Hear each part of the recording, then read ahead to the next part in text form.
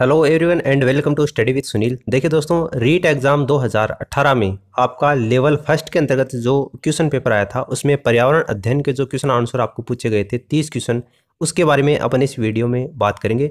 तो काफ़ी ज़्यादा इंपॉर्टेंट है अगर आप टीचर्स भर्ती की तैयारी कर रहे हैं और भी किसी एग्जाम में जिसमें ये जीके से रिलेटेड क्वेश्चन आंसर पूछे जाते हैं, तो इस वीडियो को आप लास्ट तक जरूर देखना। देखिए, राजस्थान का राज्य पक्षी कौन सा है, ये क्वेश्चन उसमें पूछा गया था। राजस्थान का राज्य पक्षी, ये जो आपको 4 ऑप्शन दे रखे हैं, इनमें से कौन सा है?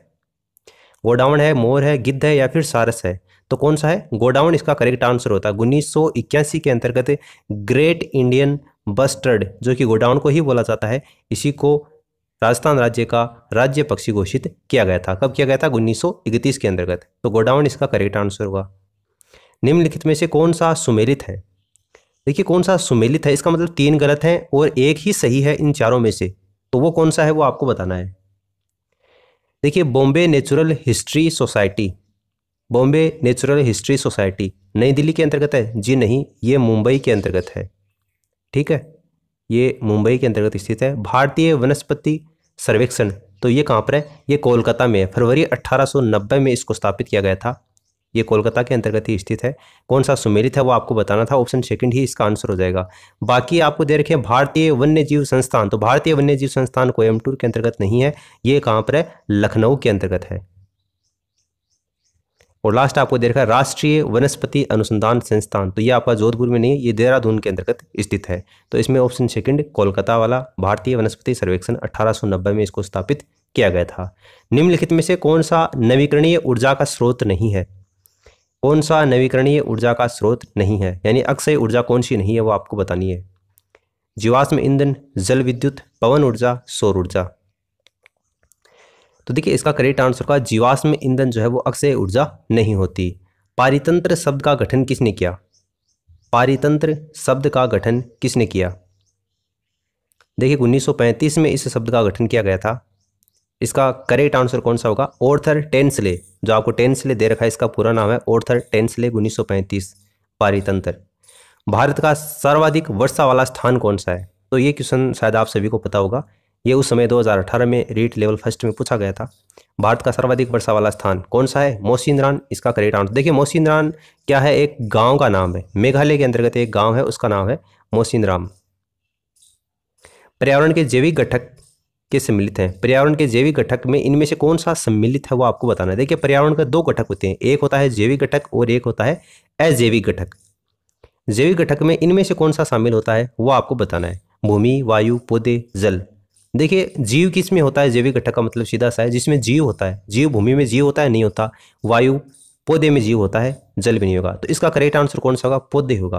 पौधे जैविक घटक है, जीव जंतु है, ये भी जैविक घटक में आते हैं। भूमि, वायु, जल ये अजैविक घटक के अंतर्गत सम्मिलित होते हैं। मिनीमाता रोग का जो संबंध है वो इनमें से किससे है?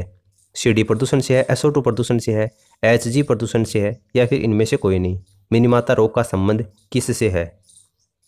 देखिए, मिनीमाता जो रोग है वो HG, जिसको क्या बोलते हैं? पारा बोलते हैं। पारा, इसकी विषाक्तता के कारण मिनीमाता रोग हो जाता है। तो ऑप्शन सी इसका आंसर होगा।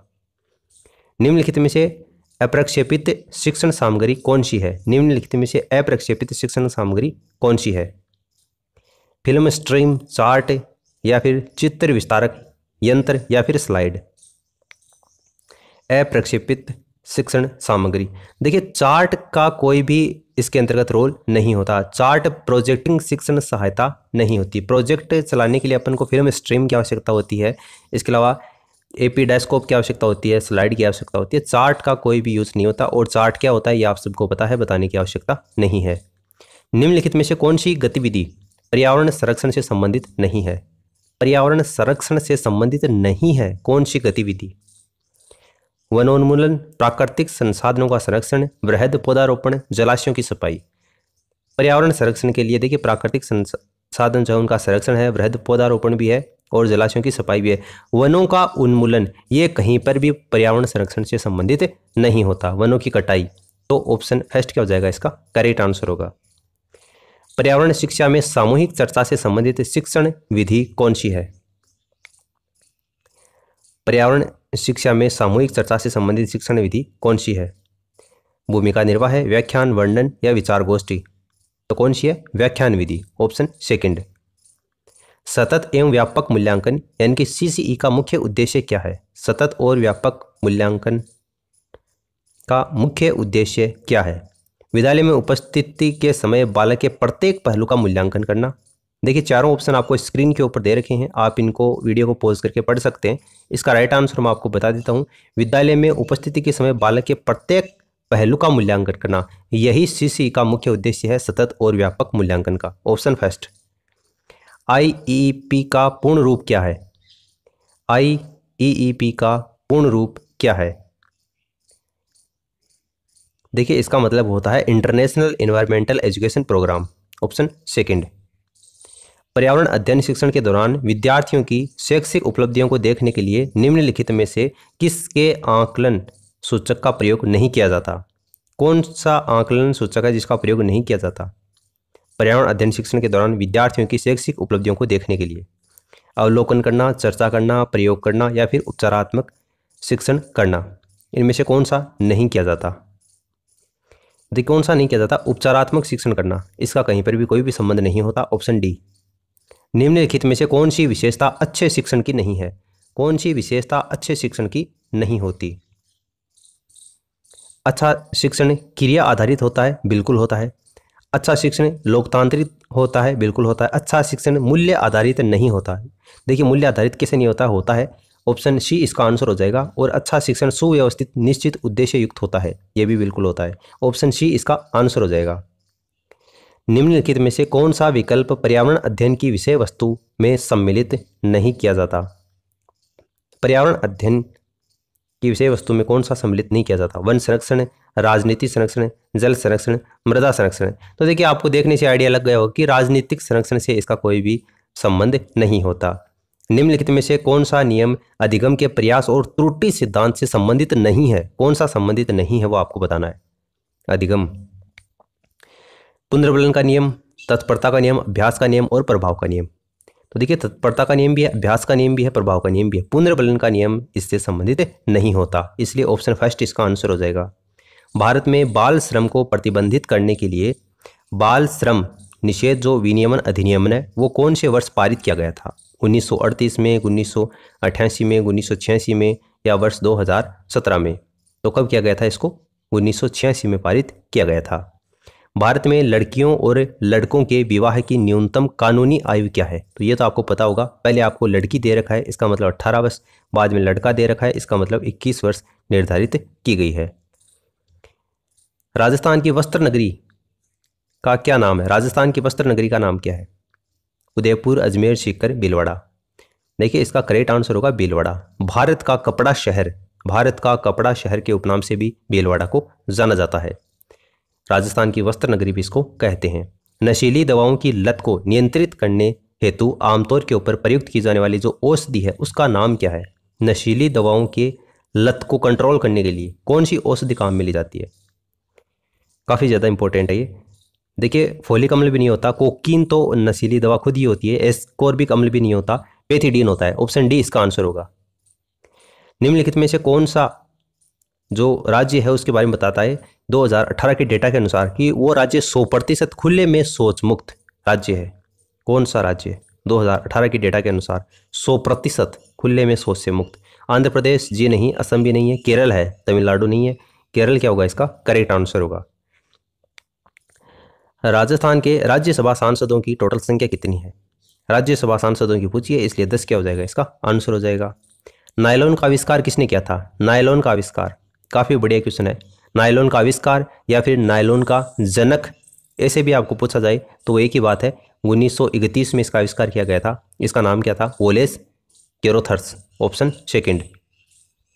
निम्नलिखित में से कौन सा राजस्थान से संबंधित नहीं है? राजस्थान से कौन सा संबंधित नहीं है? कौन सा मेला है? वेणेश्वर मेला बिल्कुल लगता है, वेणेश्वर मेला।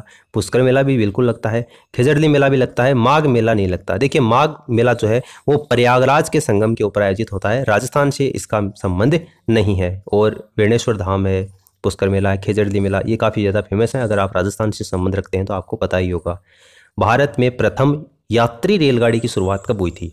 भारत में प्रथम यात्री रेलगाड़ी की शुरुआत कब हुई थी? 1920 में हुई थी? जी नहीं।